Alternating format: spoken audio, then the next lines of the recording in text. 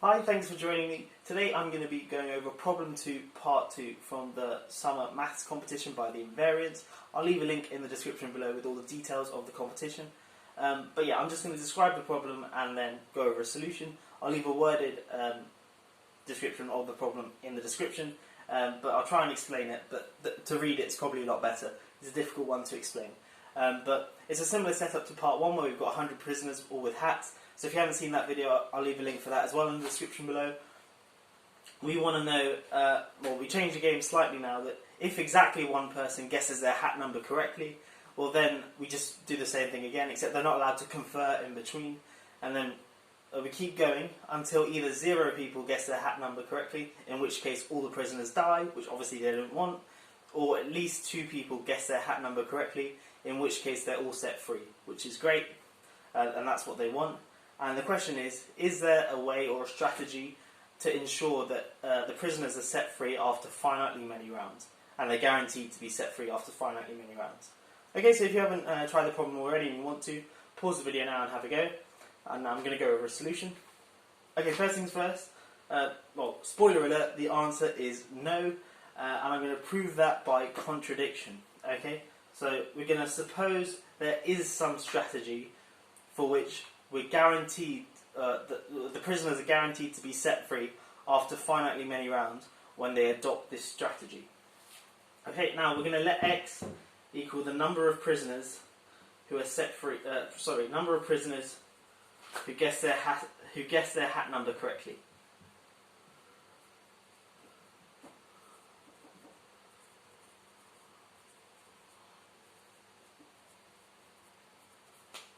Okay, and this is when they're adopting this strategy.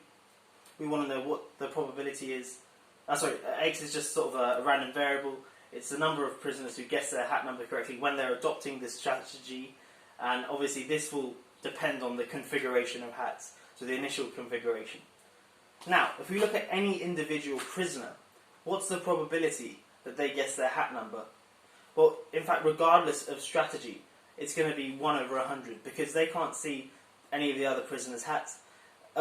Even if they can see all the other prisoners' hats, they can't see their own, but that doesn't give them any information about what's on their head. So even if they see all 2s, for example, that doesn't tell them anything about what's on their head, because the hats are given out independently and identically distribute. No, that's not what I mean.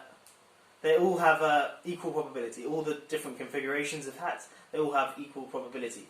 So the probability that any prisoner guesses their hat number correctly, that's regardless of strategy, is 1 over 100. Therefore, the expected value of x is going to be 1 over 100 times the number of prisoners, which is 100. Okay, that's 1. Cool. Now remember, at the start, this is a proof by contradiction, so we're supposing there is some strategy which guarantees the prisoners are released after finitely many rounds.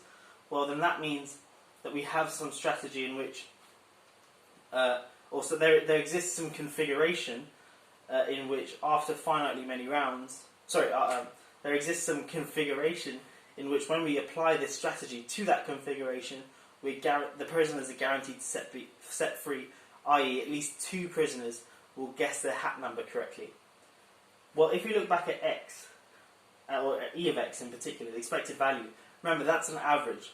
So if there's a way of ensuring that there's 2 or more prisoners guess their hat number correctly, then that means, because the expected value of x is 1, that means there must be some configuration in which 0 prisoners guess their hat number correctly. Okay, so take some time to understand what I've just said.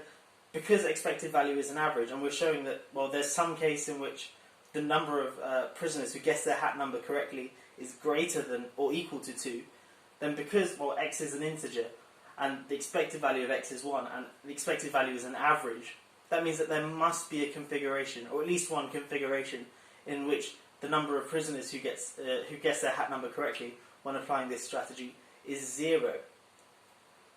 Well, that is essentially the problem done. We end in a contradiction, because that doesn't guarantee us that we can complete this or set the prisoners free in finitely many rounds, because obviously if let's call this configuration S, and configuration S is the one in which 0 prisoners guess their hat number correctly. If we start off with S, just pot luck or pot bad luck, then that means none of the prisoners will go free, and they'll all die. Sad times. But yeah, no, that's the solution done. We've proved that if there was some strategy, well then equally there must be some configuration in which all the prisoners must die, and therefore it's impossible to guarantee that all the prisoners survive and are set free after finitely many rounds. Obviously in part 1 the strategy we use doesn't work in this case, because that means that one ensures that exactly one person guesses their hat number correctly, no more, no less. So essentially we'd just be doing that. If we tried to use that strategy, we'd just be doing that over and over again.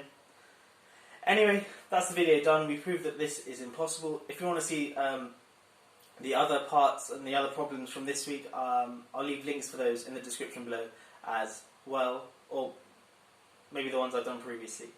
It'll all be in a playlist or something. Anyway, if you want to see the solutions to the other problems, they'll be on my channel somewhere. Anyway, that's all for now. See you later. Have a great day.